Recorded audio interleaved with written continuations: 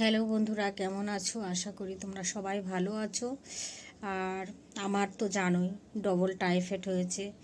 তো কালকে ডাক্তারের কাছে ছিলাম, তো বেশি বড় ব্লগটা করতে পারিনি। 4 মিনিট কত সেকেন্ডের ভিডিওটা হয়েছে। কিছু করার নেই বন্ধুরা, কি করব বলো, প্রচণ্ড শরীর খারাপ। আর একলা সংসার হলে যা হয় বুঝতে পারছো। এর মধ্যে ছেলেরও একটা অ্যাক্সিডেন্ট হয়েছিল, তোমাদেরকে বলিনি, বলেছি কি বলিনি জানি না। বাইক অ্যাক্সিডেন্ট হয়েছিল, পিছন থেকে কেউ ঠুকে দিয়েছিল। তো পা নিয়েও ছেলে খুব কষ্ট পাচ্ছে। তারপরেও হলো এখানে আমাদের কালকা মন্দির আছে, সেখানেও ডিউটি পড়েছে, মানে 2-3 ঘন্টা ডিউটি।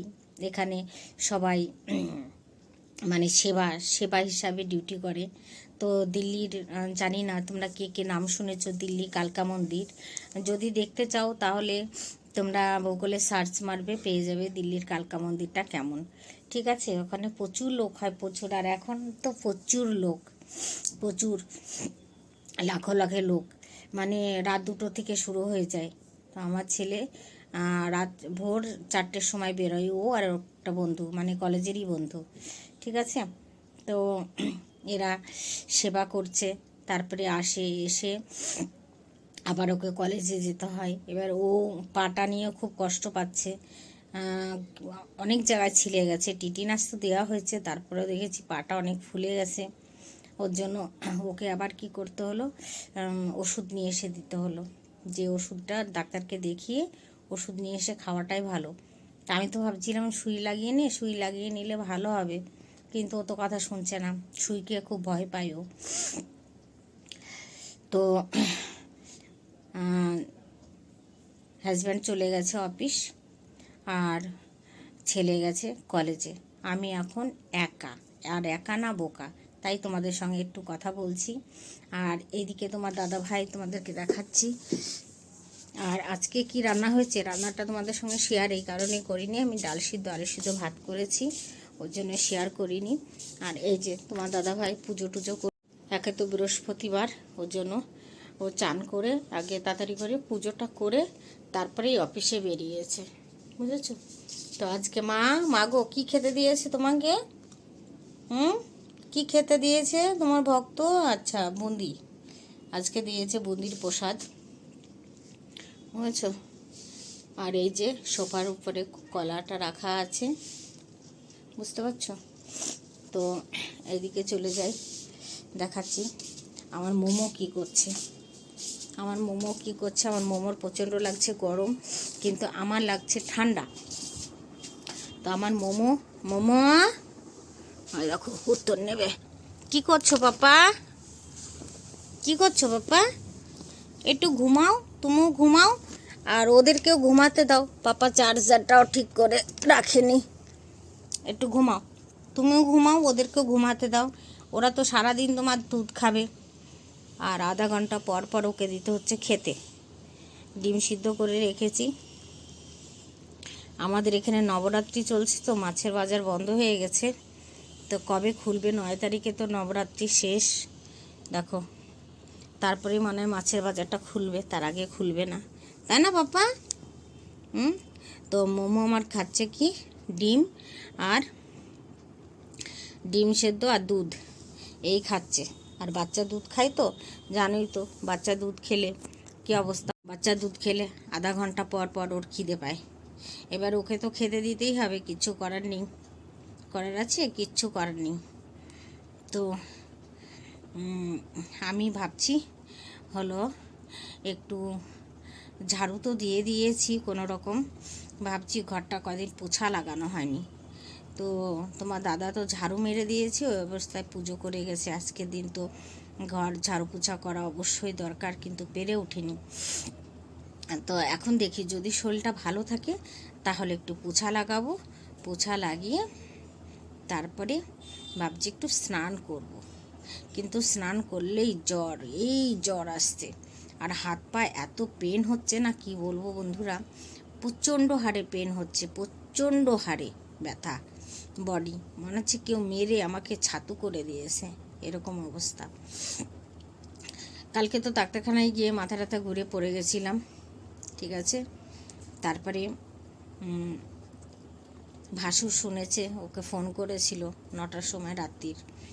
তো বলেছে আমার কথা যে কেমন আছে, তো বলেছে ডবল টাইফয়েড হয়েছে।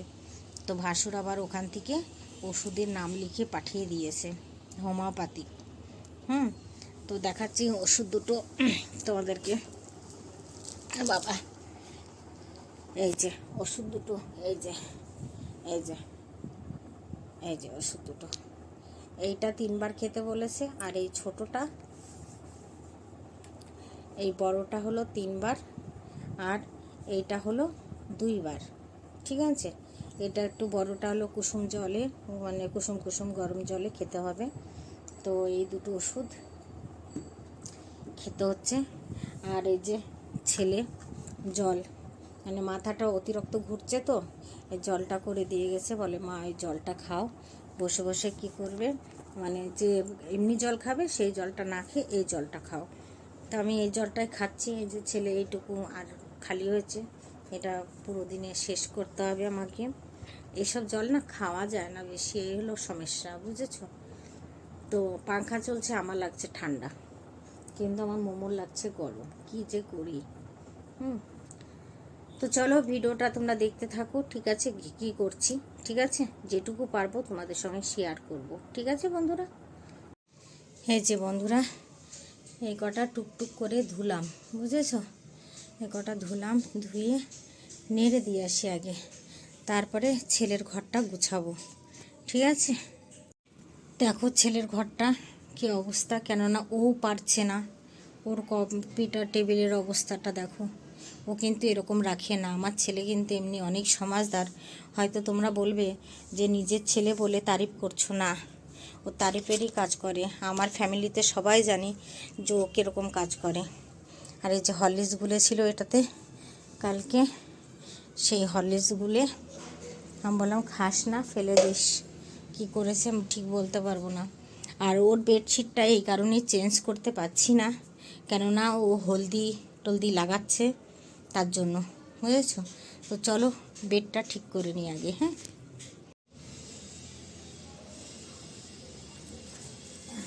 বেডটা আগে ঠিক করে ঝেড়ে টেড়ে তারপরে, এই চাদরটা চেঞ্জ করতে পারছি না একদমই, ঠিক আছে? আর দেখো কী অবস্থা, প্যান্টটা ঠিক মতো খুলতেও পারছে না। ছেলে আমার এত অসুবিধা হচ্ছে, আর ওর এমনভাবে লেগেছে কি বলবো, মানে কিছু করতে পারছে না, কিছু না, কিচ্ছু করতে পারছে না ছেলে আমার।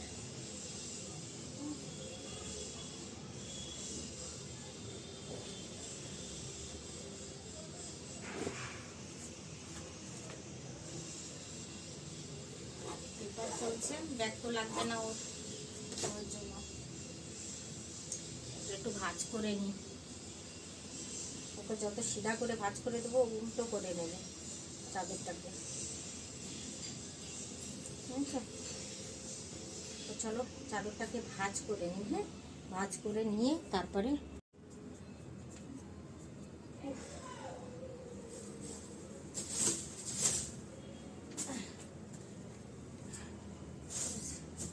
এগুলো সরিয়ে তারপরে মুছে নিই।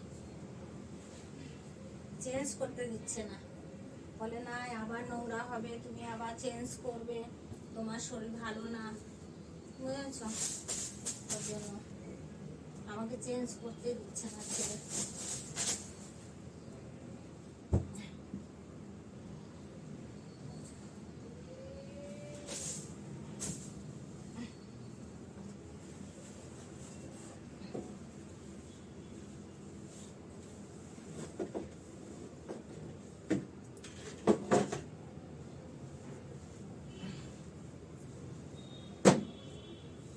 চশমার একটা খাপ, চশমা ছাড়া তো দেখো বোতলগুলো সব খালি, সব খালি, সব খালি বোতলগুলো।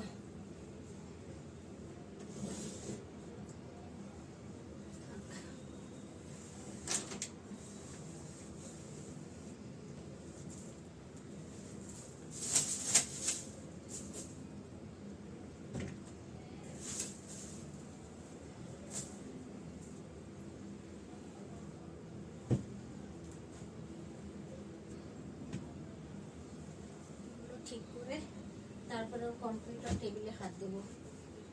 আচ্ছা,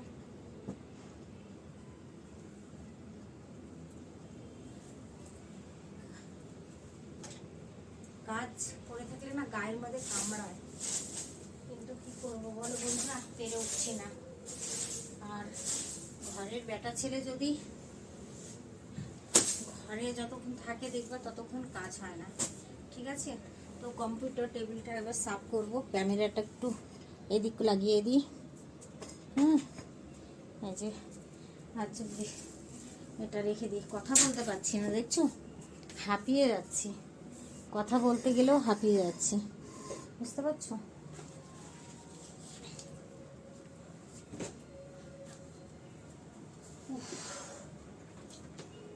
কত কিছু লাগে আজকাল বাচ্চাদের। আমাদের সময় এসব ছিল না, আমরাই ভালো। আমাদের সময় তো এসব ছিল না, না আমরাই ভালো। বুঝেছ কত কিছু লাগে একটা বাচ্চার। মুছে নিয়ে একটু জল খাই, জল।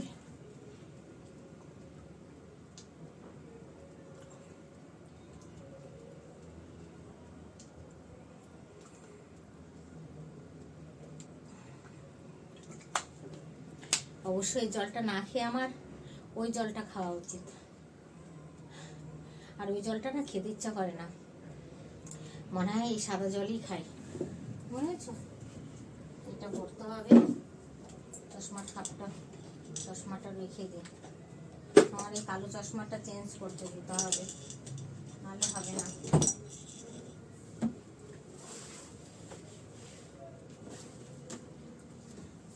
অলকনন্দা পাঠিয়েছিলাম, অলকনন্দা মার্কেটে। তো সেখানে বলেছে এটা মেহেঙ্গা চশমা, 8,000 টাকা চশমা। তো বলেছে কমসে কম এটা চেঞ্জ করতে, শিশাটা চেঞ্জ করতে 4,000 টাকা লাগবে, 4,000। তো আমি ওই জন্য বলেছিলাম তুই নিয়ে আয়, আমি অন্য জায়গায় দেখিয়ে দেবো। তো দেখি আমার ভাইয়ের বউ তো বলেছে, তো ওকে দিয়েই দেখাবো, বুঝেছ? ওকে দিয়েই দেখাবো।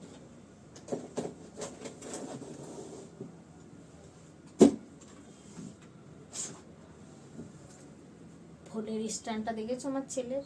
এই দেখো ফোনের স্ট্যান্ড।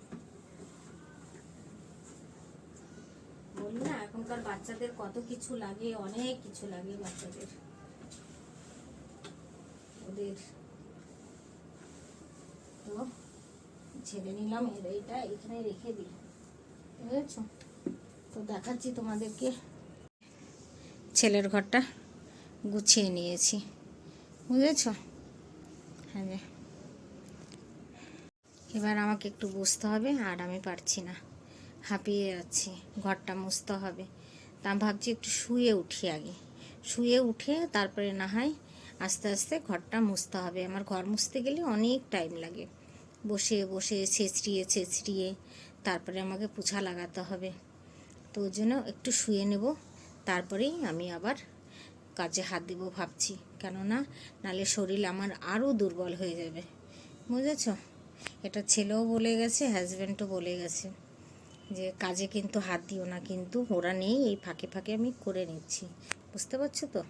এই যে বন্ধুরা পোছা লাগাচ্ছি ব্যাঙের মতো বসে বসে, এই যে পোছা। আর এইভাবে এই যে বসে বসে এইভাবে আমি পোছাটা মারি, কেননা আমি পোছা মারতে পারি না, আমার ঘুটনায় খুব ব্যথা। এইভাবে আমি পিছনে সরি আর এই যে এইভাবে পোছা মারি, বুঝেছো? আর আমার পোছা মারতে খুব টাইম লাগে, বুঝেছো বন্ধুরা?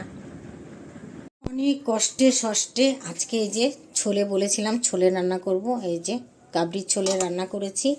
আর তোমার দাদা ভাইয়ের জন্য এই যে 6টা রুটি বানিয়ে এই যে হটপটে রেখে দিলাম, বুঝেছো?